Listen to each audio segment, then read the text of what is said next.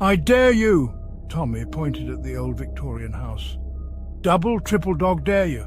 His voice echoed in the twilight. The others shifted uncomfortably. Everyone knew the stories about the house on Maple Street. No one dared to go near it, except maybe tonight. "Okay," Mark said. His voice was barely a whisper. The house loomed before them, a twisted silhouette against the dying sun. Its paint peeled like scabs, revealing the rotting wood beneath. Mark, Jessica, Ashley, David and Tommy approached cautiously.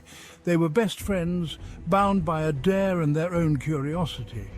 Each step crunched on fallen leaves, the sound unnaturally loud in the stillness. The air grew colder as they neared the house, sending shivers down their spines. The house seemed to watch them with empty windows like soulless eyes. The front porch groaned under their combined weight. A rocking chair creaked back and forth as if pushed by an unseen hand.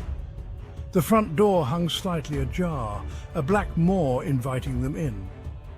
Mark reached for the handle, his hand trembling. The door creaked open, a musty smell like old books and decay wafted out. They hesitated for a moment, their bravado crumbling. Then they stepped inside. Dust motes danced in the faint moonlight filtering through grimy windows. Cobwebs draped the furniture like ghostly shrouds. The house was a tomb of forgotten memories. A faded wedding portrait hung on the wall, the faces barely visible in the gloom. A child's doll lay discarded on the floor, its porcelain face cracked and unsettling. The air grew heavy, suffocating. Each creak of the floorboards sent shivers down their spines. Section 5, the basement door. They moved deeper into the house, their footsteps echoing in the silence. A narrow staircase led down to a basement door. The door was made of thick oak, warped and cracked with age. A rusty padlock held it shut. Tommy gave the padlock a shake. It rattled ominously. Suddenly the door swung inward with a deafening boom. The padlock clattered to the floor as if struck by an unseen hand. Section 6, footsteps in the dark. The basement stairs yawned before them, pitch black and menacing. The air grew noticeably colder. "Maybe we should go back," Jessica whispered, her voice trembling, but it was too late.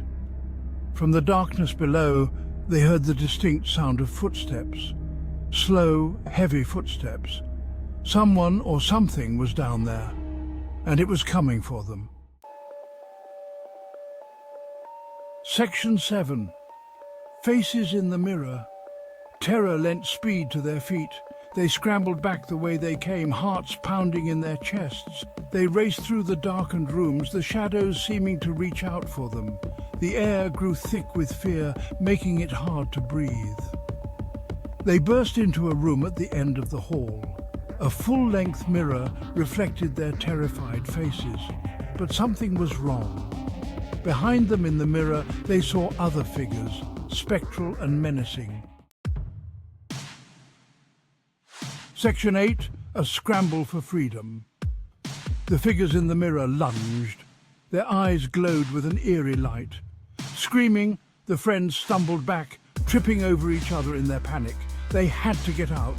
They scrambled to their feet and ran for the front door. Mark fumbled with the doorknob. It wouldn't turn. They were trapped. Section 9. Back to the night. Then, as quickly as it began, the doorknob turned. They tumbled out into the night, gasping for breath. They didn't stop running until they were far from the house. They huddled together, catching their breath, their hearts still racing. The house loomed in the distance, a dark silhouette against the moonlit sky. It watched them.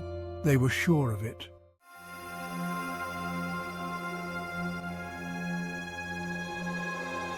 Section 10. The house remembers. The friends never spoke of that night again, but sometimes in their nightmares they could still hear the creaking of the floorboards, They could still see the ghostly figures in the mirror, and they could still feel the icy breath of the house on their necks. The house on Maple Street still stands a testament to forgotten memories and unspeakable horrors.